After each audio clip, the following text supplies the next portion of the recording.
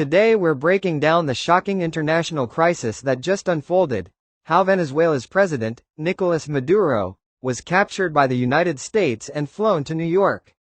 What really happened, why it matters, and what it could mean for the world. Nicolás Maduro has led Venezuela since 2013, succeeding longtime socialist president Hugo Chávez. Under his rule, the country faced massive economic collapse, hyperinflation, shortages of food and medicine, and widespread allegations of corruption and repression. He has been widely criticized for undermining democratic processes and for harshly cracking down on opposition leaders.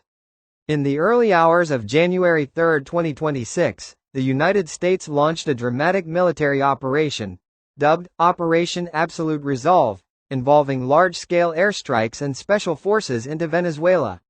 U.S. forces reportedly entered Venezuelan territory, targeted strategic locations around Caracas, and captured Maduro and his wife, Cilia Flores. After being taken into custody, Maduro was transported to the United States. Videos and reports show him arriving in New York, where he's now being held and awaits trial on charges including narco-terrorism and drug trafficking.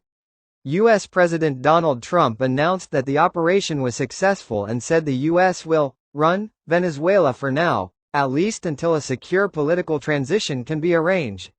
This development marks one of the most dramatic U.S. interventions in Latin America in decades.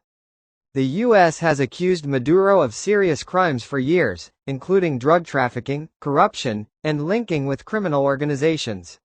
Before this capture, Washington had indicted him and offered millions in rewards for information leading to his arrest.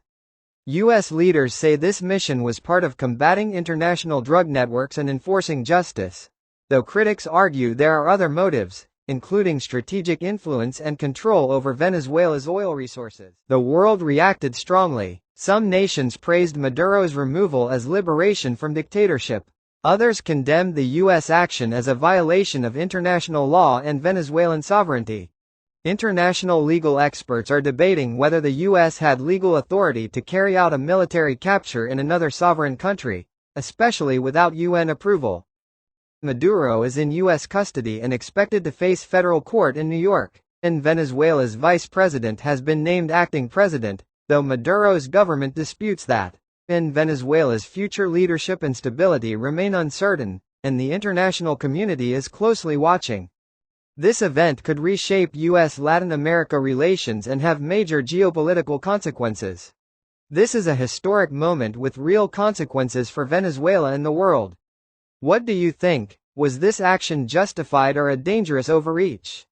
Comment below, like, subscribe, and turn on notifications for more updates as this story continues to unfold.